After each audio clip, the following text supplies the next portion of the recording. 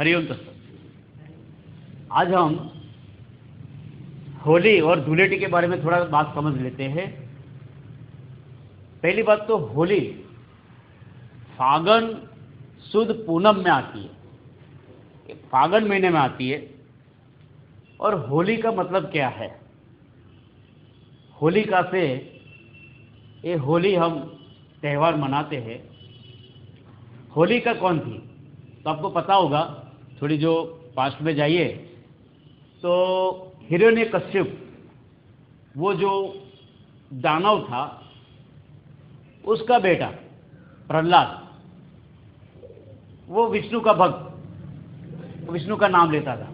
वो बोला प्रभु मैं हूँ। हिरण्यकश्यप, उसका फादर क्या बोलता है? प्रभु ईश्वर मैं हूँ, मेरा नाम भजो आप, विष्णु का नाम नहीं लेना है। और हम सब जानते हैं बहुत सारी उसके पर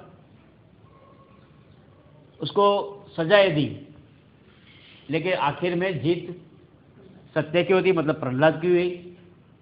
तो एक प्रयोग में उसने क्या किया था, सजा देने के लिए या वो विष्णु का नाम न ले, उसने सोचा मारने के लिए बहुत प्रयत्न कर लिया। तो एक प्रयत्न ये भी किया था। तो हिरण्यकश्यप की एक बहन थी होलिका, और उसको भगवान का बोलते आशीर्वाद था। उसके पास एक चुनरी थी, और चुनरी ऐसी कि वो ओढ़ लेती है तो आग में जलती नहीं थी। उसने बेईमानी से वो चुनरी वो ओढ़कर वो प्रहलाद को लेकर बैठ जाती है, आग सुलगा देते हैं। तब हवा का झोंका आया और वो जो चुनरी है उड़कर प्रहलाद के सिर पर आ गई। तो प्रहलाद बच गया और होलिका जल गई। तो ये सब बातें बराबर है। कहने का तात्पर्य इतना है कि अधर्म पर धर्म का विजय, असत्य पर सत्य का विजय, ये कह सकते हैं। लेकिन इसके पीछे और भी बातें जुड़ी हुई है। जब भी आप अग्नि जलाते हैं तो एक 6-7 दिन कब प्रकोप ज्यादा होता है, तो अग्नि के आजू बाजू आप खड़े रहते हैं। आप होलिका जलाएंगे तो आग लगी, उसमें मैक्सिमम आपके भीतर जो कुछ कब जमा हुआ है कब पिघलने लगेगा। और खास करके हमारे बुजुर्ग लोग भी कहते हैं, जिसको भी कमर की तकलीफ है उसको होली का जब दहन होता है तब पीठ को यानी कमर का भाग को सेक करना चाहिए वो अग्नि से। इससे लाभ क्या होगा? आपकी कमर ठीक हो जाएगी। कहा जाता है पूरी साल आपको कमर का दर्द नहीं होगा। लेकिन 5 मिनट 10 मिनट वहां खड़े रहना चाहिए।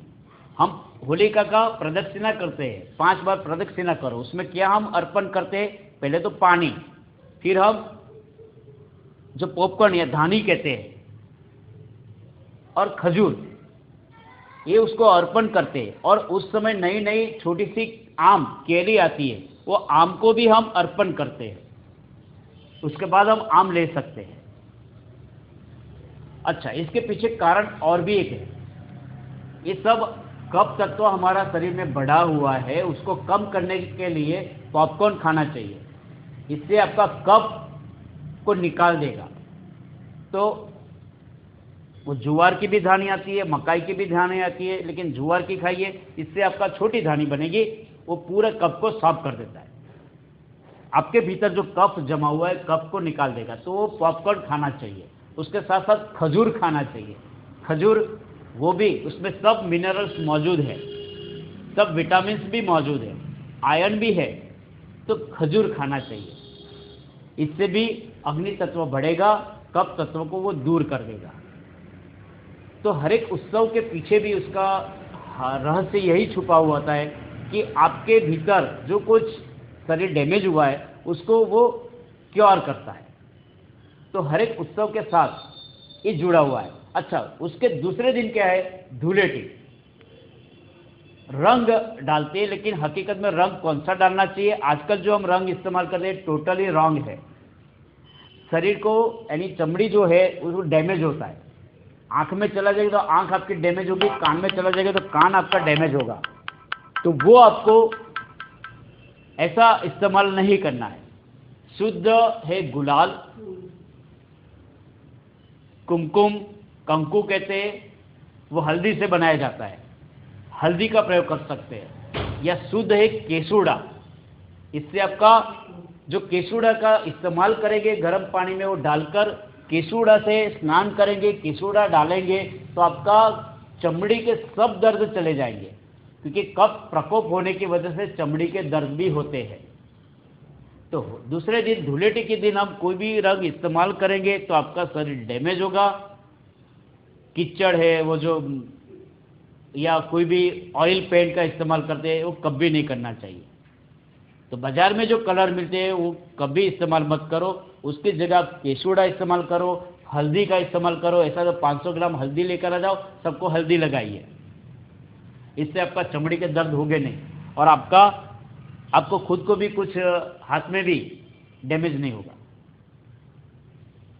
तो धुलेटी कहा जाता है क्यों मनाते हैं? जो लोग कीचड़ का इस्तेमाल करते हैं, तो मैं तो ऐसा ही कहूँगा वो दानव जैसे, क्योंकि जब होलिका मर गई तो दानव थे, तो वो इतने दुखी हो गए कि वो एक दूसरे पर वो कीचड़ डालने लगे। तो जो कीचड़ से खिलवाड़ करते हैं तो दानव के बराबर है, और आनंद उल्लास मनाएंगे। जैसे प्रहलाद बच गया तो उसकी खुशी में आनंद मनाएंगे, तो गुलाल लगाना चाहिए, यानी उड़ाना चाहिए, या तो फिर कुमकुम या तो हल्दी, या जैसे बताया अभी केसुड़ा का उपयोग कर सकते हैं। तो ऐसे आप होली या धुलेटी मनाइए, उत्सव के पीछे जो रहस्य छिपा है वो समझिए और उसका सही इस्तेमाल करो, तो आपके लिए अच्छा रहेगा। अस्तु, हरिओम तत्सत।